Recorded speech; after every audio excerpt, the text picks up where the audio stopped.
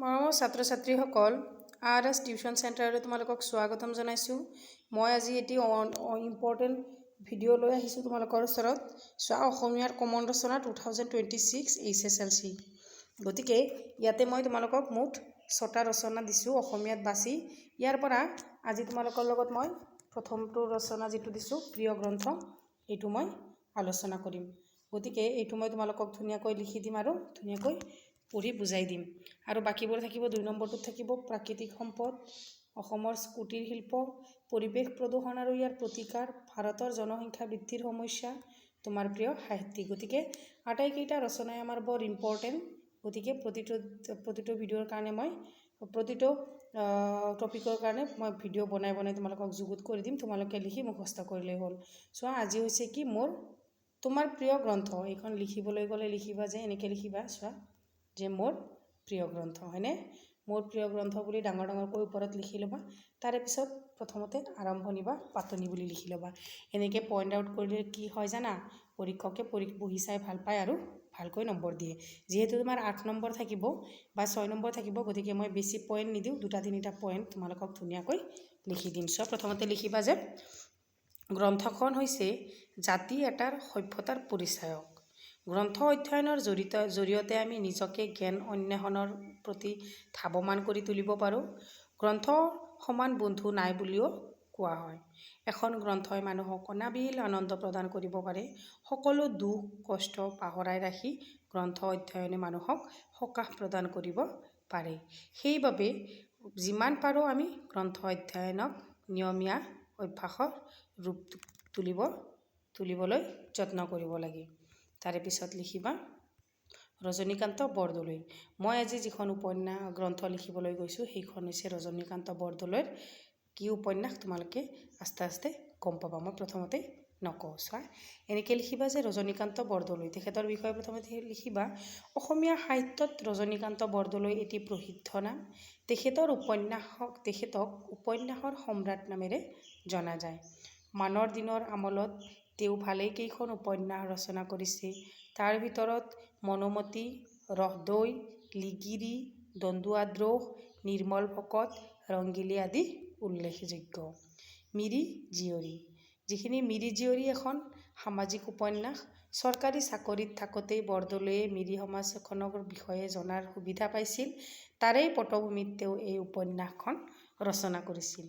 এই উপন্যাসখন হৈছে, চোৱা মই বাহিৰৰ আউটৰ কথা কৈছোঁ অলপ যে, এই উপন্যাসখন হৈছে এহাল মিৰি জীয়ৰী, এহাল ডেকা গাভৰুৰ প্ৰেম কাহিনী। গতিকে মই এই গ্ৰন্থখন বাছি লোৱাৰ কাৰণ হৈছে তোমালোকে এইটো এটা উপযুক্ত বয়স, হয়নে? প্ৰেম ভাল পোৱাটো যে তোমালোকে ভাল পোৱা, হয়নে নহয়? গতিকে মই জানো তোমালোকে এইটো উপন্যাস মই বজাই দিয়াৰ পিছত আৰু তোমালোকে পিছলৈ পঢ়িবই নালাগে, তোমালোকৰ এনেই মনত থাকিব। আৰু কি জানানে, এইটো উপন্যাস তোমালোকে লিখিবলৈ বৰ মন যাব, কিয়নো ইয়াতে এহাল ডেকা গাভৰুৰ জীৱনৰ কৰুণ কাহিনী বৰ্ণনা কৰিছে। চোৱা, মিৰি জীয়ৰীত এহাল মিৰি ডেকা গাভৰুৰ জীৱনৰ কৰুণ কাহিনী বৰ্ণনা কৰা হৈছে। ডেকাজনৰ নাম আছিল কি? জংকী। ডেকাজনৰ নাম আছিল জংকী আৰু গাভৰুজনৰ নাম আছিল পানেই। কি ধুনীয়া নাম, হয়নে? চাই থাকাচোন ভিতৰত কি সাৰুৱা বস্তু আছে। চোৱা, সোণশিৰিৰ পাৰৰ মিৰি গাঁৱত সিহঁতৰ ঘৰ। সৰুতেই টঙি ৰখি থাকোঁতেই দুয়োৰে মাজত চিনাকি হৈছিল। এনেকৈ দুয়ো শৈশৱত ৰং ধেমালিৰ লগৰীয়া হৈ পৰিছিল। কালক্ৰমত দুয়ো ডাঙৰ হ'ল। ল'ৰালিৰ লগৰীয়া যৌৱনত ভালপোৱাৰ পাত্ৰ পাত্ৰী হৈ পৰিল। বিহুৱে পাৰ্বণে নাচি সিহঁত আপোন পাহৰা হ'ল। পানেইৰ দেউতাক তামেদে তাইক গামৰ পুতেক কুমুদলৈ দিবলৈ ঠিক কৰি থৈছিল।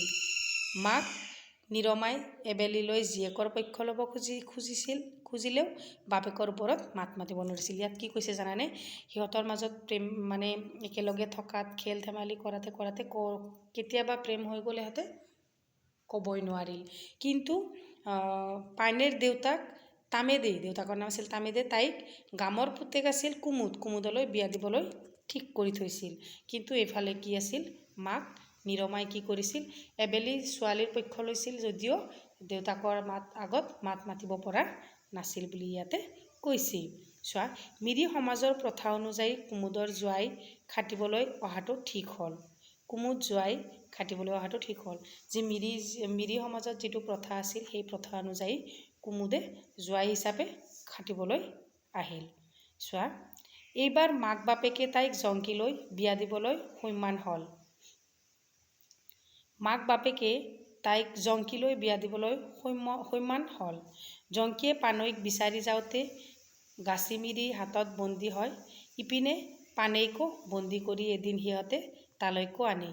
বন্দী অৱস্থাতে দুয়োৰে দেখা দেখি হ'ল। এনিশা দুয়ো পুনৰ পলাশৰ দিশা কৰাতেই পুনৰ ধৰা পৰিল। এনিশা দুয়ো পুনৰ পলাব, আকৌ মানে প্ৰথম এবাৰ পলাই গ'ল, আকৌ এবাৰ পলাই যোৱাত আকৌ দুয়ো ধৰাত পৰিল।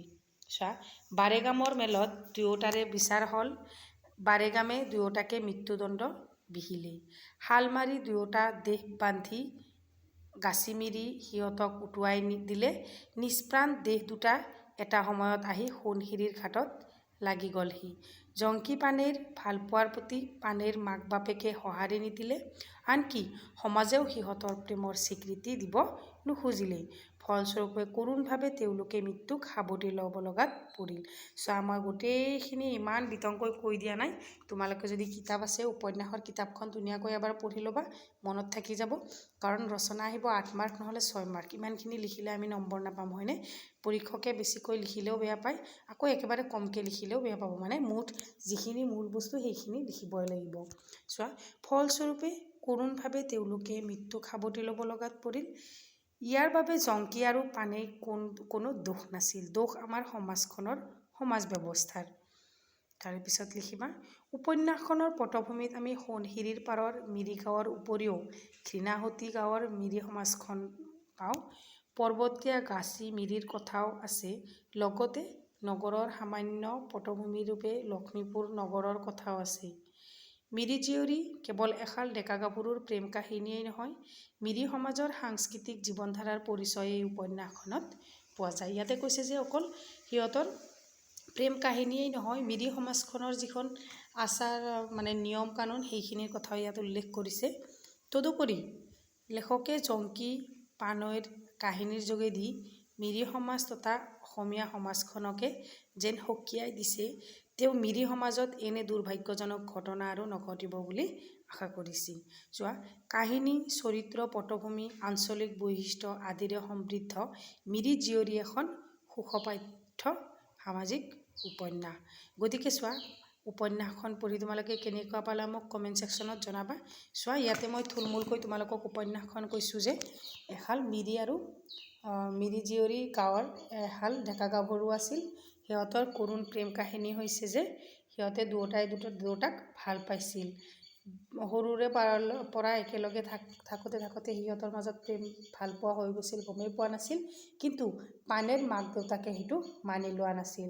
যদিও সিহঁতে মানি লোৱা নাছিল, পলাই গৈছিল যদিও দুবাৰকৈ সিহঁতে ধৰা পৰাত প্ৰথমবাৰ যদিও পানেইক ঘৰত লৈ গ'ল, জংকী বেলেগকৈ ৰাখিল, তথাপিও পিছৰবাৰ দুয়োটাকে যেতিয়া একেলগে ধৰা পৰাত সিহঁতক মৃত্যুদণ্ড দিয়া হৈছিল।